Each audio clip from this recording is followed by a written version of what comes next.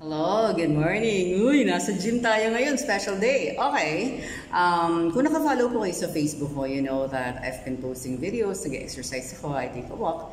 Ito ngayon ay level up tayo, nasa gym tayo mismo. And although hindi ako makatodo ngayon kasi umuulan, and then hindi ako nakapag-walk ng at least mga 5,000 steps, medyo mahina yung legs yung i-workout ko dito. So itutuloy natin, yung plano ko pa rin na gumawa nitong video na ito para sa ating mga kapatid na gustong mag-exercise at usually hindi tayo properly guided, and then wala naman tayong budget ang malaki para mag-hire ng instructor. So nagre-rely tayo sa mga vlogs sa internet, and minsan kung ano-ano yung nagagaya natin, nawapahamak tayo. Okay, may mga nangyari ng ganun. So ang video na ito ay pinamagatang warning sa mga gustong mag-exercise at mag-follow ng mga vlogs sa internet. Okay, ito yung warning, gabay ito para sa atin, ha? Kasi we learn from, not only from our mistakes, but we also sa sariling mistakes. Let's try to learn from the mistakes of other people. Okay? And sige, simulan na natin. By the way, my name is Glenda. I'm a cancer thriver. And sa video ko, sa vlog ko na to, or sa channel na ito, pinag-usapan natin ng maraming bagay na makakapagpalakas sa atin, makakapagpalusog sa atin, at makakapagpatalino ng isip natin as we navigate our journeys to better health. Okay? Sige po. Una, mga dapat i-consider bago, di ba, usually also, so exercise, sino mo magtuturo sa akin? Sino po pwede? Kasi syempre sinabi ng doktor, uy, magandang may exercise para hindi daw bumalik ang cancer. O magandang exercise for the circulation of the blood. Magandang exercise kontra depression, para yung, ma-alter yung mood, gumanda ang, bomba ng puso. Maraming benefits, okay? Na-mention ko na yata, circulation ng dugo. So maraming benefits talaga. And I did a separate vlog on this. Ililink ko dyan sa description, okay? Pero ito ngayon, ito ka, gusto mo mag-exercise. Hindi mo alam kung saan ka magsisimula. Paano nga ba? Okay. So pupunta ka ngayon sa internet. Maghahanap ka ng vlog, how to exercise. Tapos minsan specific ka pa. Exercises for your age level. Exercises for cancer patients. Tapos ang daming choices. Minsan naman hindi applicable. Ako, dumaan po ako sa stage na yan. At ito ang aking mga natutunan. Okay. Ganito lang ako para mas relax ng konti. Okay. Actually, hindi ako makapag-todo na exercise ngayon kasi parang sabi ko, ang bigat-bigat ng Hindi naman ako disappointed kasi you can still be productive. Ingay. Okay, so narito ang ilang mga bagay na dapat natin i-consider bago tayo mag-follow ng mga vlogs, exercise vlogs na mapapanood natin sa internet. Okay, number one, ano ang edad ng vlogger? Before, when I was on chemo, may fina-follow ako na I think she was a 27-year-old fitness instructor na Asian. Galing na galing ako sa kanya, gandang-ganda ako sa mga routines niya at nagagawa ko at nakatulong naman. But that was 7 years ago. Hindi ko na siya pwedeng i-follow ngayon kasi consistent yung exercises niya. And I went through a different journey in life. And I'm 51 now. I'm turning 52 as of recording. So tingnan mo, ano yung edad ng vlogger? Kaedad mo ba yan? Kung hindi, medyo na tayo. Kasi kung malaki yung age gap, iba ang katawan niyan. Actually, sa atin nga, sa mga age natin, like mga 40s pataas, hinay na, especially if you are going through a medical condition or a treatment. May mga routines, may mga exercises talagang hindi pwede. Edad ay malaking factor. Iba po ang energy level ng mga bata. Number two, credibility or background ng nag-vlogging exercise. Meron ako, hindi siya exercise vlogger, actually doktor siya. Nagtuturo siya ng exercise routine. Pero sabi ko, ang hirap naman yan. Hindi yan pwede sa lahat ng doktor ito na cancer survivor. So, titingnan mo, taas ng credibility. Kaya lang, sabi ko, kaya pala napakahirap ng routine. Olympic siya, gold medalist sa bansa nila. Sabi ko, pambira naman to si Doc. Hindi naman niya nilagyan ng disclaimer na, please do not do all the routines. This is my background. I'm an Olympic gold medalist. Kaya some routines may not be suitable for you. Una, hindi niya rin binanggit doon na, yung age level. Sinabi niya lang, eto, nakakalesen ng up to 59% sa recurrence ng cancer according to studies. Siyempre, kapag ang tao gusto talagang huwag mag-recur or natatakot na talaga sa cancer o gusto talagang gumaling, mamadaliin, baka sundin kagad. Sana may mga disclaimer man lang na, remember, ito yung kaya credible ako. survivor ako, pero ito yung history ko.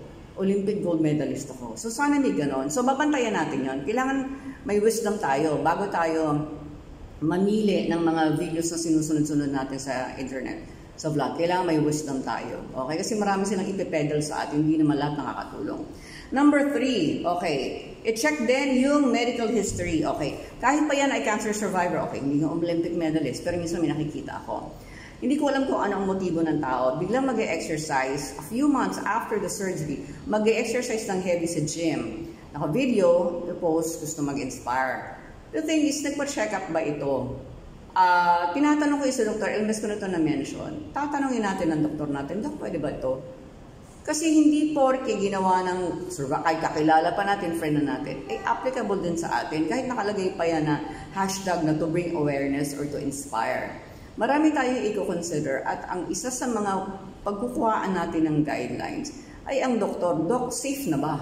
Safe na ba? So kung gusto mong mag-exercise, huwag punta lagi sa YouTube, huwag punta lagi sa internet. Hanap muna, upo ka muna, kuha ka muna ng notebook at magsulat ka muna ng ilang mga bagay tungkol sa iyo. Huwag yung tungkol sa kanila, tungkol sa iyo muna. Kilalanin mo muna ang sarili mo at ang sitwasyon mo at ikaw ang makakadesign ng routine, regimen at makakahanap ng teacher na bagay sa iyo. Okay, number 1, what to do? Una muna itanong mo sa sarili mo, gusto mag-exercise, saan ka ba inoperahan? Sa breast ba? Saan ang surgery mo? Upper part of the body? O sa lower part of the body, below the waist? Remember na meron sa cancer world na tinatawag na lymphedema. Pag nagkamali ka ng pihit, sobrang nabigatan, ang parte ng katawan na affected, kunyari, upper body, malalim kasi na explanation yan. Kapag ino-opera tayo, kunyari lang sa breast, upper part of the body, may mga lymph nodes na tinatanggal, na apektuhan. Ang lymph nodes, malaki ang role niyan sa buhay natin, nag-drain yan ng liquid water, fat, protein mula sa katawan natin. Pag naapektuhan yan, yun yung minsan, sabi nga, stage 0 kakagad sa lymphedema. At pag nag-lymphedema, ito yung lumalaki yung braso. Nag-accumulate ang mga hindi dapat mag-accumulate kasi hindi lumalabas sa katawan. Napaka-komplikadong gamutan yan. Napaka-komplikadong sitwasyon. It will limit you. You will be in pain. Kasi medyo dinanas ko yan recently. Buti na ma-manage namin. So, nag-settle na. I'm still on treatment. Pero yun nga, isa sa pwede makatrigger niyan ay maling galaw. Yung iba naman, kapag inopera sa lower part of the body, kunyari, ovary, yung mga, below the waist, ang naapektuhan ay ang mga lymph nodes sa singit. So, may mga lumalaki ang paa. At nakakita na ako, pilot pa siya, babae. Ang surgery niya yata ay sa ovary. Tapos lumaki talaga yung binti. Parang, ang tawag nila, parang elephant something. Basta napakalaki. So, nalulungkot ako. Ayokong danasin natin yun. At pwede yung matrigger sa maling move sa exercise. So, bantayan na muna natin. Hindi ganun kadali ang pagdedesisyon ng exercise. Gusto ko mag-sexy, I wanna feel good, I wanna feel great, I'm a fighter, I'm a survivor. Hindi ganun yun. Kailangan lalawakan natin ang pag-iisip natin dahil pwede natin ikapahamak ang maling desisyon dahil sa kakabukas natin ng internet. Okay. Number 1, yun nga, saan ka inopera. Number 2, gano'ng katagal na? Kung yan ay pumapalo pa lang ng mga, tumatakbo pa lang ng mga ilang buwan, hinay-hinay muna, dahan-dahan.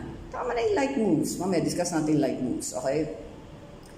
Pero, kung yan naman ay mga ilang taon na, siguro kahit sabihin pa natin 6 na taon ka na dyan, dapat siguro even before dumating ka ng 6th year, meron ka ng mga pinipick up ng mga moves. Hindi yung on the 6th year, pwede na, banat ka kagad.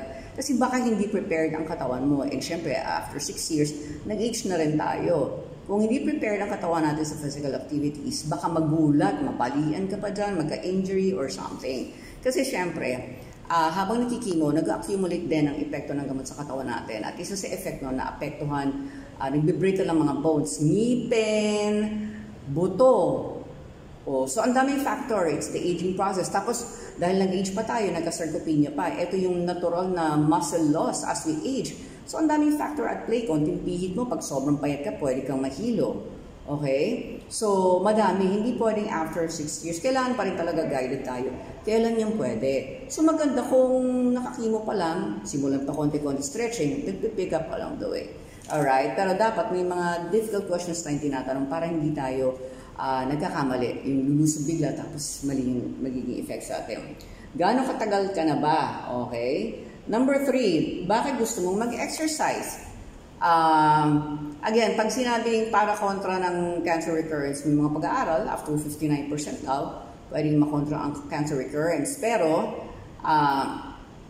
ano tawag dito, huwag tayong paka-aasa doon dahil kahit mag-exercise tayo, pero lagi naman tayong puyat.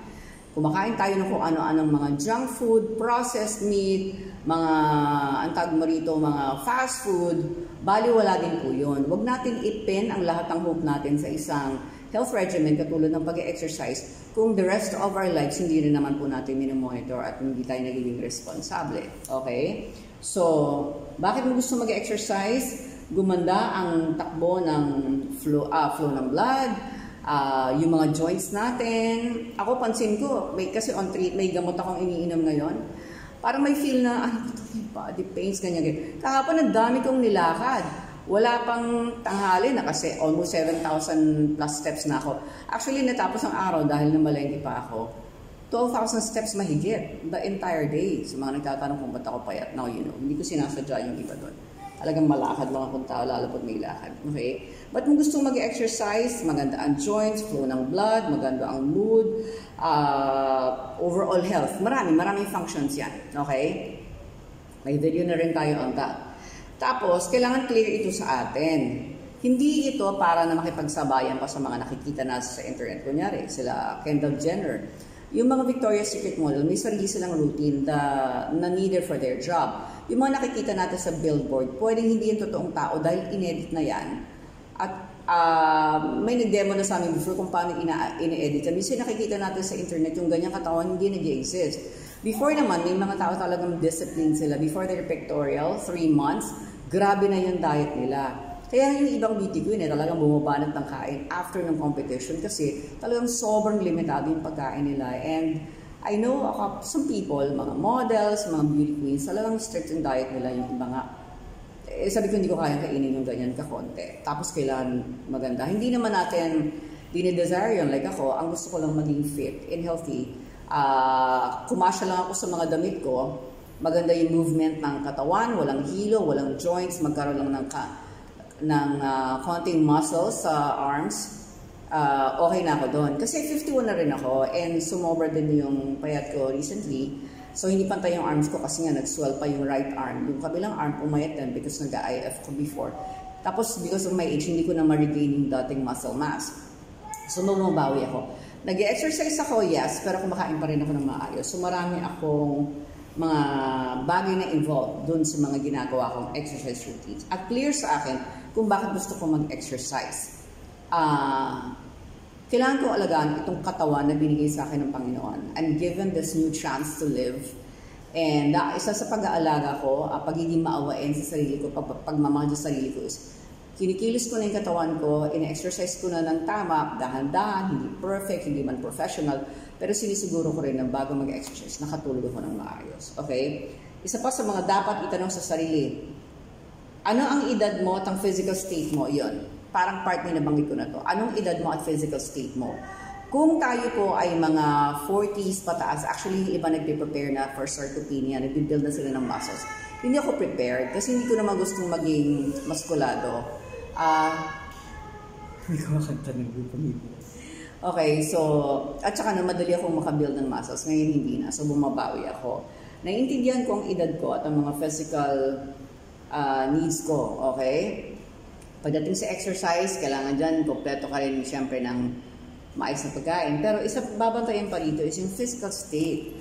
Hindi porke pare-pareho tayo ng cases or ng staging or ng edad, pare-pareho ang routine. Yung iba po sa atin actively on chemo. Yung iba po sa atin actively on radiation. Yung iba sa atin ay maraming concerns, may trabaho, may inaalaga ang mga anak. At hindi, walang one-size-fits-all na bagay para sa lahat ng pasyente. Okay, as of recording, I'm 51 years old. I am not on chemo. I'm on treatment. It's a different kind of treatment. Nag-decide po ako na hindi mag-chemo, and awa ng Diyos, so far so good. This is what I look like. And I feel healthy, I feel strong. Dahil nag-decide po ako na sa laban ng ito, okay, ang mga cancer cells po kasi ay part din ng katawan natin yan. Kanina ko to na iniisip eh. nagrebelde ng cancer cells. Pero sabi niya, isa sa mga bagay na ayoko sa buhay ko, yung pagkakamali ng iba, nadadamay ako. Pag nag-chemo, iniisip ko na naman, titirahan yung cancer cells, pati ako madadamay. Hindi yun pwede manghina, hindi ako pwede manghina, hindi pwede mangyari. Dahil una, nakita ko na na-fail ako ng chemo many times in the past. Okay? I've been in this journey almost 7 years. Pumalpak na ang chemo sa akin, pati ang radiation, pumalpak na naman recently. So, hindi ako masyadong botong-boto sa mga treatments na yan. Sa ngayon, I'm not telling you to stop. Please listen to your doctor. I'm speaking only about my own personal experience. And hindi tayo anti-chemo, kaya nga meron tayong libro to support chemo patients, okay? But what I'm saying is, I'm making decisions based on what I've analyzed about my own situation, my life. Hindi ito binase sa mga tao sa internet, binase ito sa personal kong buhay, personal kong experiences, at personal kong mga research, personal kong sitwasyon, kung ano yung pwede at gusto ko para sa akin. So, imbes na pumila ako, maghanap ng guarantee letter para magpagamot, bumili ng gamot, tapos manghihina ako, hindi makapagtrabaho, hindi yung pwede sa akin because I need to work. So sa labanang ito, maliban sa Panginoon bilang our head, our healer, ako ang dapat na pinakamalakas. Okay? And kung makaka-apekto sa akin, I won't do it. And anyway, sumasablay nga siya sa akin. So, ang physical state ko ngayon is I am strong enough to exercise and marami ako inaayos sa buhay ko, katulad na ng pagtulog dahil medyo hindi ako talaga disiplinado. So, for almost a week now, may time natulog ako, humiga ako 5 p.m., minsan 8 p.m., minsan kahapon medyo late kasi nag-detox pa ako. May detox machine ako sa bahay. Physical state ko, kaya kong mag-exercise, and alam ko na I have to keep on walking every day, and then at least every other day, meron akong gym exercises to build muscles, okay? Alright, ngayon, ito na, magsisimula na tayo. So gusto mo na magsimula, kapatid. Ito ngayon, ang planning dyan. Kailangan nakaplano ang lahat ng bagay. Okay? Planning, exercise. Start simple. Hi! Okay. Isang staff ng building. Number 1, walking. Hi! At least 20 minutes a day. Depende kung gaano kakabilis maglakad. If you are in your 40s, kung kaya naman ng 5,000 steps a day, gamitin ng phone, meron niyang step tracker. Kung kaya ng 5,000 a day, why not? So 20 minutes a day would be a good start for 1 week. O yan. Tapos mag-gradual ka na, magtataas, mag-gaan ka level up ka. Number 2, your breathing. Okay, ako ay nag-walk sa kalye. Pero lagi ako naka-mask to make sure yung mask ko lagi nakastrap sa mukha kasi para naman hindi ko masinghot yung pollution. I have to accept the fact na wala ako sa farm. Hindi ako lumaki sa farm. Hindi ako nakatira sa farm. Kailangan ko mag-mask. Ayan.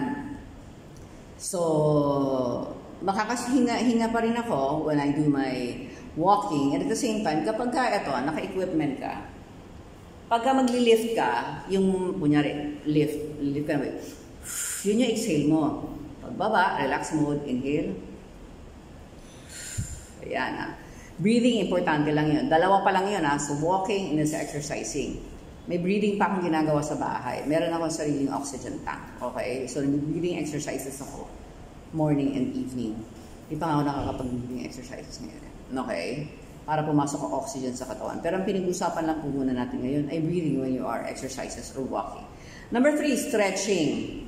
Okay, stretching, importante yan bago mag-exercise kahit bago mag-bike. Minsan bigla ako nagbabike, hindi ako nag-stretching, sumasakit yung backbone. Parang yung bewang ko, yung balakang ko hindi maganda. Stretching, isang kamay lang kasi nakabili. Yan, stretching, kasi dito yung surgery side ko.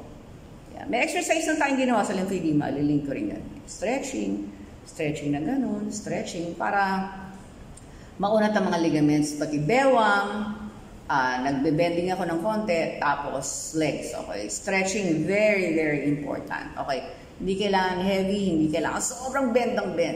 Yung kaya lang, dahan-dahan. Wala tayo sa Olympics. Okay? Number 4, lift drain. May ginagawa ako. Kunyari, 2 kamay. Ito raw po kasi yung entry point ng lymph node. So, kunyari, nakaganyan, tsaka nakaganong kamay. Ginaganyan ko yan. 10 counts.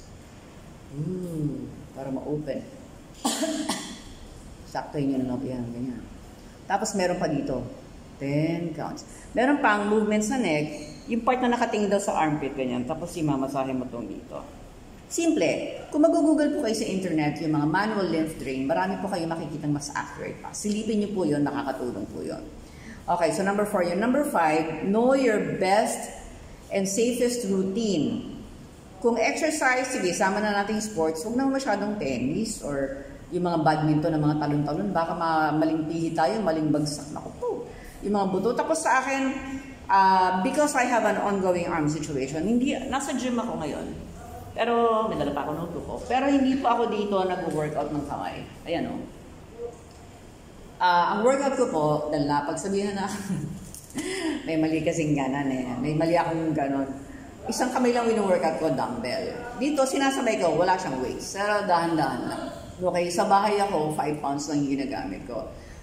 Ilang counts yun? Siguro, iba-ibang routines ha. Tig to 12. 3 sets ng 12 na ganon-ganon. 3 sets ng 12 na ganon-ganon. Pero inaalalayan ko kasi isang kamay na lang ginagamit. At saka 3 sets ng 12 na ganon. Oops. Ayan. Okay? Kung kaya, eventually. Kasi ang goal ko is lumakas ito. Magkamuscle ng konti. Alright. Kasi ito rin yung exercise. Konti lang. Walang weights dito ha. Walang weights po kasi nga may ongoing tayong situation dito. Okay, best and safest routine, pag dito naman sa gym, ito lang. Kasi gusto ko lang ito lumaki. Okay, pero may exercises po ako sa labas na ginagawa para sa calves. Yung sa binting ganito. Using your body weight lang. Parang tingkayad ka lang. 20 points. Tingkayad ulit. 20 points. Tingkayad, 20 points. Okay? So, yung tingkayad mo, kunyari ang nakatingkayad left foot. Yung right foot mo, nakalagay sa likod ng left foot para dagdag bigat. O, diba? Ganun lang, simple lang. Simplihan lang po yung mga galawan natin. Tapos minsan yung exercises na kunyari, eto pong dalawang buto ay yung inyong buttocks. Yung gumaganon yung paa. 16 counts. Nakakapag-demo tayo exercise dito. 16 counts. Tapos, tama 16. Tapos ito naman, 16 counts. 16 counts. Pwede habang ginagawa niya po yan, ay umaakit sa isang hagdan, isang step, mabalik. Sa bangketa ko nga lang po ginagawa yan eh. Okay? Kasi mas gusto ko sa labas. Okay? Know your safest and best routine. Ayan. May mga ginagawa pa ako sa bahay, siguro at another time. Gagawin ko yun. Kaya lang, hindi ako makapag-video sa bahay namin, dami kasing gamit eh. Okay, pero hindi ko pa rin po yung ginagawa ngayon kasi dahan-dahan muna. Okay, gym muna tayo. Number 6, avoid weights on surgery site. Kaya nga po hindi ito ginagawa. Okay? Tapos, plan the duration of your exercise. Kunyari, in one day, dapat 30 minutes. Kunyari, 30 minutes ang exercise mo. Ako, nakaplan ako ito. Dapat bubuk ako, nakaulo lang talaga. 30 minutes and then, gradual increase. Kunyari, 1 week, yan ang routine mo. Next week, dagdagan mo na. Okay? Maganda magpa-advise na talaga sa gym instructor kung may pwedeng kayong makausap. Okay? Next, schedule nyo sa calendar. Kunyari, pag mag-build ka ng muscles, like ako, every other day. Pwede. Hindi ako pwede mag-everyday, baka lalo akong umayat. Okay? Every other day. And then, know what proteins to eat. Kailangan kumakain po tayo ng protein. I think for me, for my weight, parang kalahati yata. Tanong nyo lang po sa nutritionist. Pero ako, I think at least 50 grams of protein. So, kunyari, minsan ang isang itlog, 7 grams lang yan. Yung tofu, 8 grams. Yung ganitong pagkain. At least makabuo po tayo ng 50 grams. Ako lang 50 grams ng protein in a day. Ako, ine-effort ko pa yon. May mga gulay na may protein. Kaya ako ngayon ang ulam ko ngayong umaga. So, meron akong kanin. May kanin ko, brown rice, may protein din yun. Tapos, merong, kapag nagpasta ako, may protein din yun. 15 grams yata yung protein nun. Tapos, 15, basta 15. Tapos, ano pa kainin ko ngayon? Sa almusal, egg, tapos may konting natira pang atay from yesterday. Initin ko yun. And then may gulay ako, may okra ako. Yun ang almusal ko. Kailangan nakakakain ng protein. And make sure nakatulog ng 7 hours. So kagabi, dahil nag-detox ako, tapos nag-post pa ako. Medyo late ako nakatulog. Siguro mag-11 ako nakatulog. Pero nagising ako naman bago. So I think naka 7 hours pa rin ako. Yung sinasabi ko kay God, ikaw na lang magising sa akin. Yung sakto na rin, pwede tayo maglaro.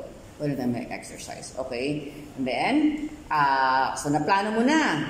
Pupunta ka na ng gym. Isa sa mga titingnan mo dyan, ano yung mga equipment na pwede sa'yo?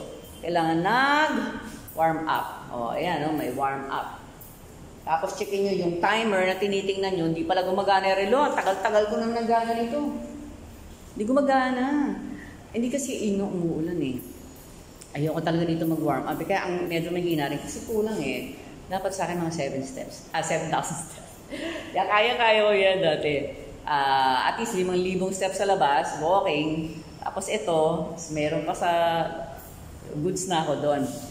Titingnan yung equipment na gagamitin nyo. Ako, ito lang ginagamit ko. Maliban dyan, stationary, na hindi ko naman normally ginagamit.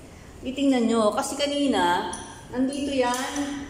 Sabi ko, sino ba nag-workout dito sa Hercules ba? So, tawag dito, lilipat ko lang. Ito lang yung kaya ko. Yan, chinatas. Ito naman mabalian tayo. Yan. Sasaktuhin nyo lang dun sa kaya ng katawan. Okay? Remember, ang goal po natin ay maging mas malakas at healthy. Hindi po tayo mag-go na ng sobrang sexy or competition yan. Hindi. Okay? Kaya hinay-hinay lang po. May sarili tayong pacing, sariling sitwasyon, sariling goal, at gawin natin po ito ng may pagpaplano para po tayo ay mag-enjoy, hindi mapahamak, at ma-achieve natin yung goal natin. One step, one routine, one movement, and one day exercising at a time. Okay? Maraming salamat po. God bless you all. And by the way, sa lahat ng mga kapatid natin na binanggit ko kanina, nutrisyon na kailangan kumakain tayo. Guidance, sa pagkain, sa buhay, when you are on treatment for cancer. Yung libro po natin, Stage 3G, hard copy, pwedeng dalhin sa ospital, pwedeng yakapin, itabi sa pagtulog, dalhin sa outing, aralin, everyday, available pa rin po. And all you need to do is comment in the comment section or message me on Facebook, okay? So, para magabayan natin kayo. God bless you all, stay safe, keep on praying, and don't forget, habang may nakikinig sa panalangin, matatapos din ang dilim